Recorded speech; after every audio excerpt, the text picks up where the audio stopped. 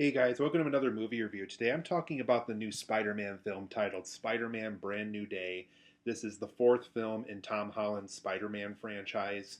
Though we've gotten, the Tobey Maguire Spider-Mans, the Andrew Garfield Spider-Mans, this is the first time in the franchise's history where a fourth installment has been made for one individual actor to play Spider-Man, and that actor obviously is Tom Holland, and obviously he's gotten to appear in the Avengers films and some other Marvel-related titles where he got to play Spider-Man in those films as well.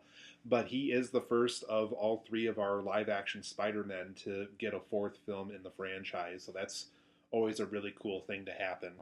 But in this film, you guys, we do follow the events after Spider-Man No Way Home, where the Doctor Strange spell is still kind of all over the place in New York City. And that's one prerequisite I will say going into this film. Make sure you have seen No Way Home from the Spider-Man, the Tom Holland Spider-Man films, because this film does tie into a lot of the events that happened in that film quite a bit. So I would say for sure make sure you've seen that No Way Home film for sure in particular before watching this one. But that Doctor Strange spell is still in effect. MJ's not going to know who Peter Parker is. Neither is Ned. Neither is any friend or Avenger that once knew Spider-Man. And so over the course of this film, Spider-Man is getting reacquainted with New York. He's earned the city's trust. But he starts to run into problems when he has a character that can telekinetically transfer their soul into several different people at the same time. And so basically, Spider-Man is looking for help. He looks for the help with the Punisher and with the Hulk and some other Marvel characters that you're going to know and love that pop up in the movie. And through these characters, through a unit that calls themselves Damage Control, Spider-Man gets the help that he needs to track down this telekinetic character that we're just going to call the mystery character for now, just to avoid spoilers. And basically, Spider-Man needs all the help he can get to take down this character because it's probably one of the most dangerous characters that he's faced over the course of the Tom Holland Spider-Man movies. But overall, guys, I really enjoyed this film quite a bit. What I really liked about Brand New Day is, similar to the title itself, it really does feel like a brand new day for Spider-Man. It does feel like we're continuing the Tom Holland films, but we're also going in a new direction. We're really kind of trying to breathe new life into this franchise. So it does continue all that stuff that you know and love from those John Watt Spider-Man films that Tom Holland got to play the character in. But it's also kind of trying to do its own thing. It's trying to have a more mature tone now. It's trying to also fit into the MCU a little bit more. But what's also cool is you also get a little bit more MCU flavor, I guess, into it. It's like I said, you do get the Punisher, you do get the Hulk. There's a character from Thunderbolts I'm not going to try to talk about, but there is a character from Thunderbolts that pops up here. There's just a bunch of Marvel-related characters that pop up in this that some of you might know about, but because of what the trailers have told you about. But there's some other characters that I'm trying to avoid talking about because I wasn't sure if they were going to appear in the film or not. And it's just kind of one of those things where I liked that they're going in a new direction while also keeping the things that you know and love about those Tom Holland films. So that's probably one of the biggest praises I can give this film. It's all the stuff you love, but it has a new skin to it that puts it into a direction where if they decide to make more of these Spider-Man films, I'm sure they will because this film's already making tons of money at the box office. I will be pretty happy for the most part because, like I said, I like that it's a new flavor while also giving us the stuff that we love as well. So going into my positives, just since I'm talking about all the good stuff in this film, all the MJ and Ned moments in this film I thought were absolutely perfect. Specifically the MJ stuff. I thought, because I really was kind of worried and concerned how they were going to address that after that Doctor Strange spell at the end of No Way Home. And the way that they address it, the way that the characters handle certain reveals and certain truths, the way that Peter Parker himself goes about that, the way that certain characters learn about information and the way that they get reintroduced to each other. I thought all that stuff was great. It really is some of the best moments in the movie. There is just a lot of moments in particular with MJ that Zendaya brings to the movie that really is very emotional and really does make you really want these two characters to be together, even if it is good or bad, whether it's the one character feeling this way, the other character feeling that way. Just all the stuff they did to address how MJ and Ned are going to work their way back into Peter Parker's life. All that was just perfect to me. It really is some of the best parts of the movie. I also like the way Jon Bernthal played Punisher in this film, and I was kind of worried about how they were going to handle Punisher. Were they just going to censor him out with webs to the mouth? Were they just going to have him show up to shoot a couple people with some weapons? But no, they didn't do that. They really did make it feel like Spider-Man and Punisher were working together a lot on the street level stuff in the MCU, and the way that Punisher helps out Spider-Man in certain scenes, the way that humor gets injected to what Punisher is doing in certain scenes are also all very effective here. So the way that they handle the Jon Bernthal Punisher character, I thought was a very fun take on the character this time around. And like typical Spider-Man fashion, there is some really great action scenes in this movie. Daniel Destin Cretton, who took over as the directing position for the film, really knows how to shoot great action scenes in this movie.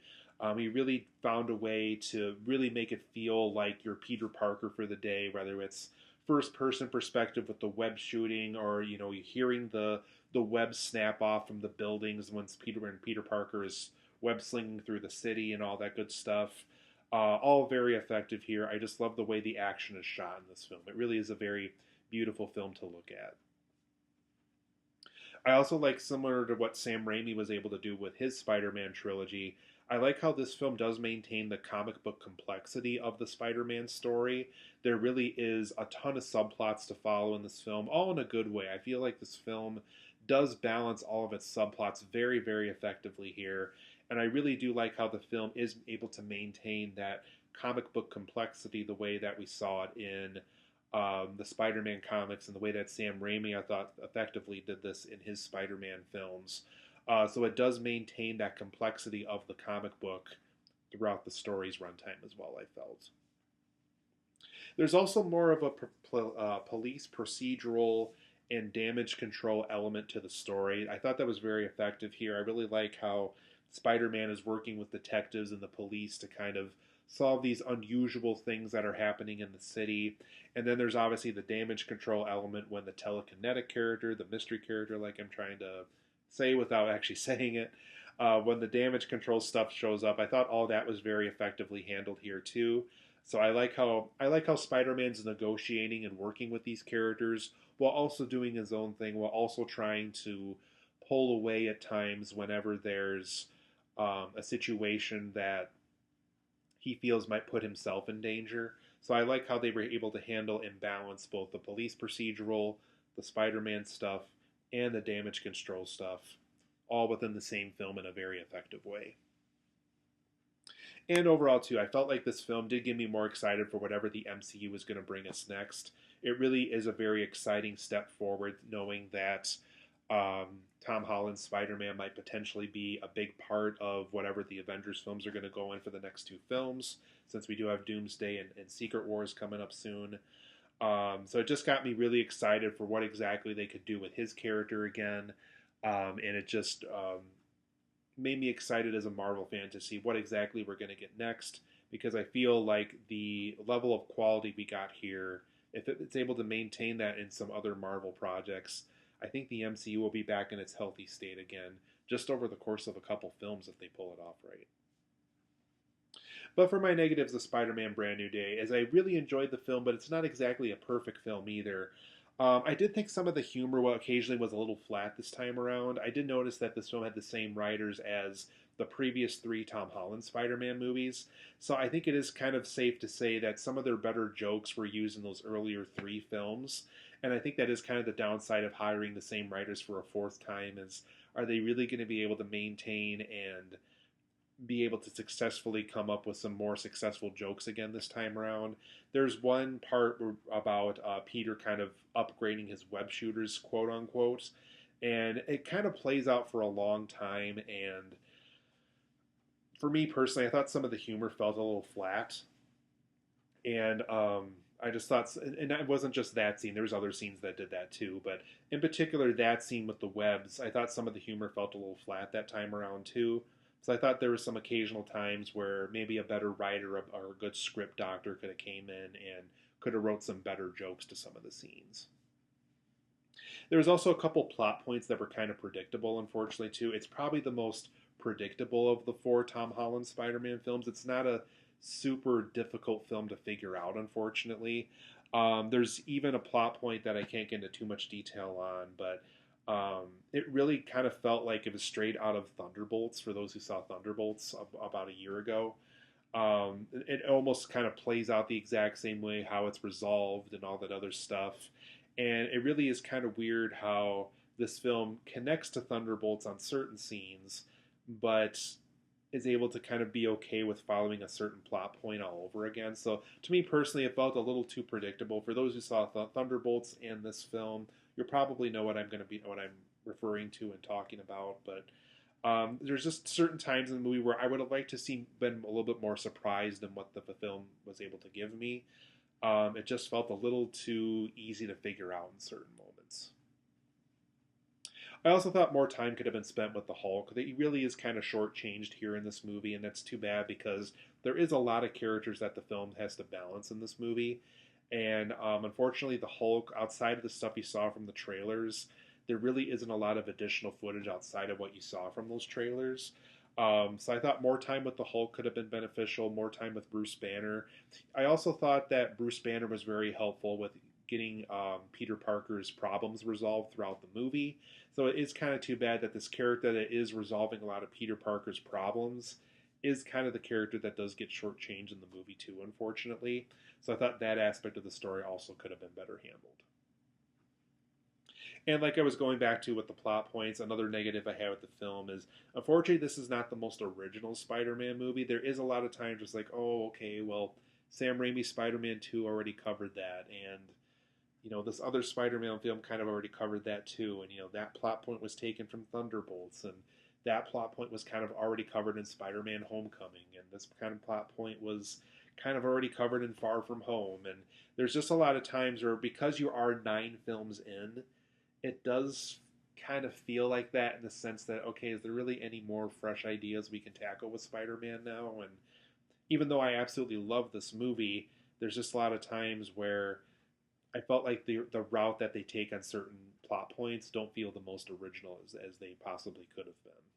But overall, guys, I'm going to give Spider-Man Brand New Day a 9 out of 10. It really is a terrific film. There's tons of things to love about this movie. It does get you excited about the MCU again and then some potential directions they might be going in future films. Like I said, couple negatives along the way. It's not a perfect film, but there's tons of things to love about it. So if you're a Spider-Man fan in any way, shape, or form, I think you're really going to like this movie. It really is a well-made film, and it's a 9 out of 10 for me. I highly recommend seeing Spider-Man Brand New Day. It's a very good movie.